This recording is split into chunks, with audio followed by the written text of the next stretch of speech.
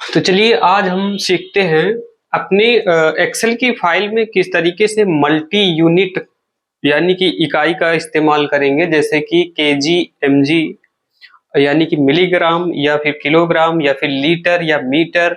इस तरीके से आप एक ही कॉलम पर मल्टीपल यूनिट किस तरीके से कस्टम फॉर्मेटिंग के जरिए कर पाएंगे। तो चलिए देखते हैं। यहाँ पर देखो क्या हमने किया है कि आइटम का एक आइटम नेम के लिए कॉलम बनाया है, क्वांटिटी और रेट और अमाउंट के लिए।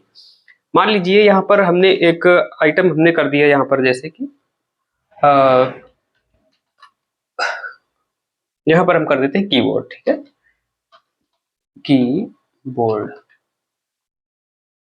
अब ये ऊपर हमने इस तरीके इसको कैसे डिजाइन किया है, बिल्कुल सिंपल है। जिस तरीके से आप सेल पर जा करके आप कुछ राइट करेंगे और यहाँ पर देखिए होम टैब में यहाँ पर क्या होता है, शेडिंग होती है। आप शेडिंग से किसी भी कलर को डिफाइन कर सकते हैं। इस तरीके से सिंपली आपको टेक्स्ट राइट कर देना है और आपको शेडिंग यूज कर लेनी है। ठीक है, तो यहाँ पर एक आइटम का नेम हमने दिया है कीबोर्ड। इसकी क्वांटिटी हमने दर्शा दी है कि 5, और इसे हमें दर्शाना है पीस में। किस में दर्शाना है? पीस में दर्शाना है, पीसेस। और यहाँ पर रेट हम इसमें कर देते हैं 500 रुपए। और अमाउंट निकालने के लिए हमें क्या करना पड़ेगा, इन दोनों सेलों का आपस में गुणा करा देंगे तो यहाँ पर क्या आ जाएगा, इसका अमाउंट आ जाएगा। सबसे पहले तो इतना काम कर लेते हैं। तो देखिए इसमें हमने सिर्फ 5 प्रिंट कर दिए हैं, यानी कि राइट कर दिया है, और यहाँ पर 500। यहाँ पर सबसे पहले अमाउंट निकालने के लिए आपको क्या करना है, इक्वल सिंबल का यूज करना है, इक्वल। ठीक है, कीबोर्ड से आप इक्वल सिंबल यूज करेंगे। बैक स्पेस के यहाँ पर लेफ्ट साइड में इक्वल की का यूज कर सकते हैं। इसके बाद में अब देखिए ये जो है, तो ये इसका एड्रेस क्या है, एफ कॉलम के समक्ष है, और यहाँ पर 4 यानी कि ये रो नंबर इसका कितना है, 4। तो अगर हम यहाँ पर F4 टाइप करेंगे तो इस सेल को ये चूज कर लेगा। तो F4 हमने कर दिया। ठीक है, देखिए ये सेल सिलेक्शन हो गया। और अगर हम चाहें तो यहाँ पर माउस लेकर के हम कर्सर से क्लिक करेंगे माउस से, तो यहाँ पर F4 लिख जाएगा। अब मल्टीप्लीकेशन के लिए हमें स्टार यूज करना होता है, तो हमने स्टार यूज कर लिया।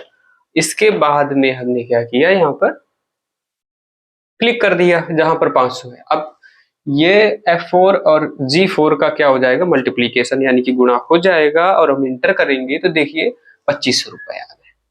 अब इसी तरीके से अब ये हमें पीस में दर्शाना है, यानी कि 5 पीस है। अब इसी के नीचे अगर मान लीजिए कोई ऐसी क्वांटिटी हम करते हैं, ऐसी यूनिट यूज करते हैं जो कि ऊपर वाली जो क्वांटिटी है, जो यूनिट है, उससे भिन्न है। अब यहाँ पर मान लीजिए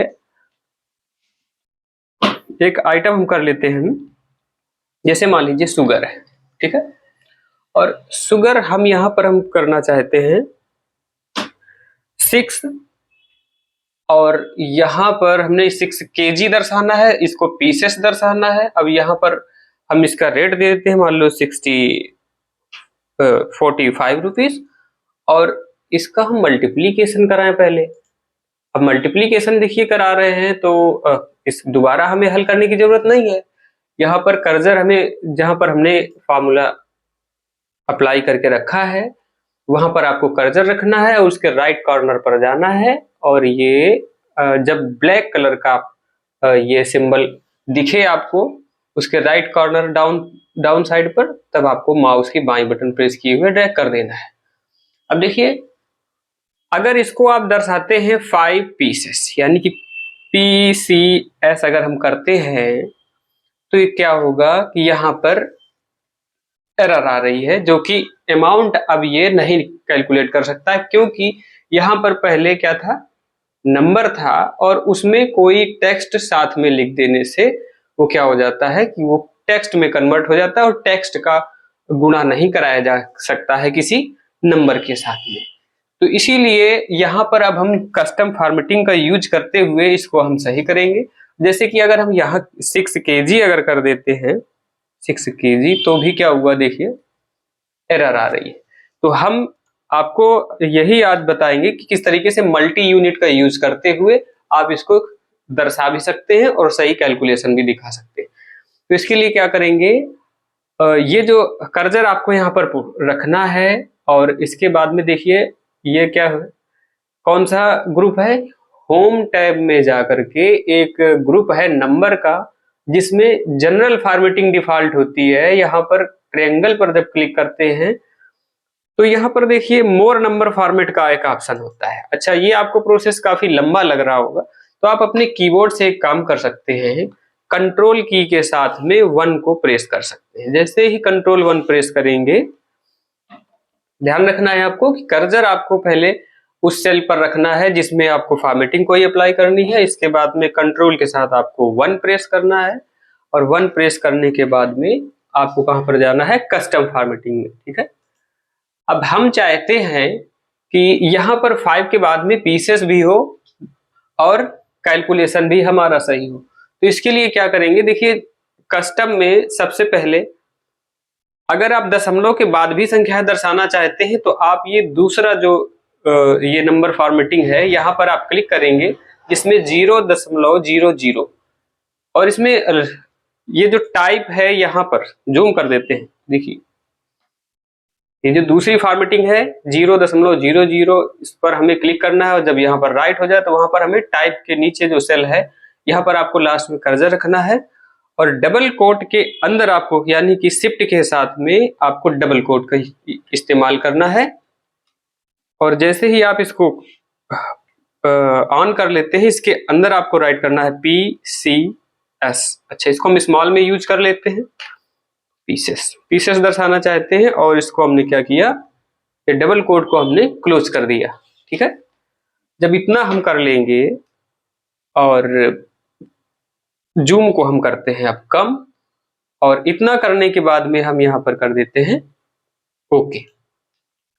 अब देखिए यहां पर 5 क्वांटिटी कितना दिखा रहा है, 5.00 पीसेस और अमाउंट भी हमारा कैलकुलेट करके दिखा रहा है।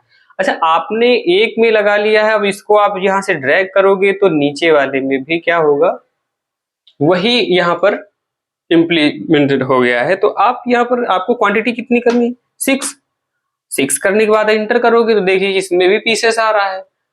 तो आपको क्या करना है, कर्सर रखने के बाद कंट्रोल 1 प्रेस करना है और कंट्रोल 1 प्रेस करने के बाद में जिसमें आप बदलना चाहते हैं तो वहां पर आप क्या कर दीजिए, जहां पर आपने PCS किया था वहां पर आपको कर देना है KG, और इतना करने के बाद में आप ओके कर देंगे तो यहाँ पर आप दर्शा सकते हैं कि ये जो आपको दिया गया है ये किस में है, KG में है।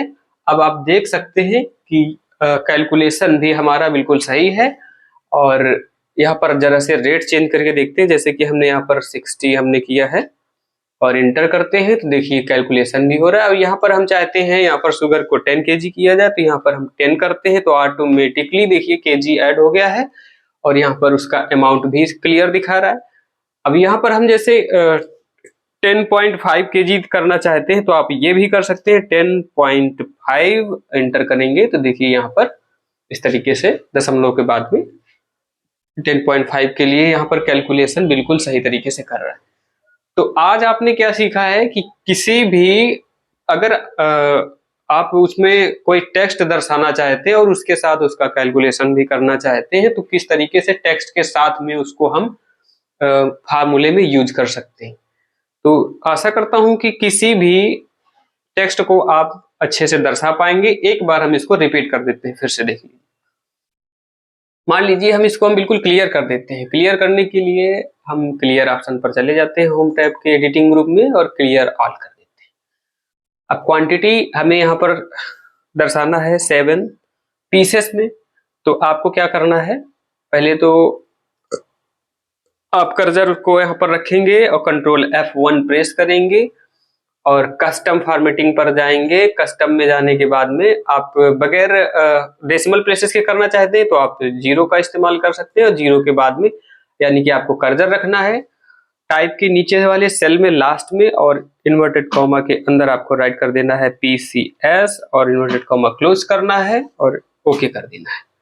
तो 7 पीसेस अब दिखा रहा है। पहले हमने डेसिमल प्लेस का भी यूज किया था, चलिए अच्छा नीचे वाले में डेसिमल प्लेस का भी यूज कर लेते हैं।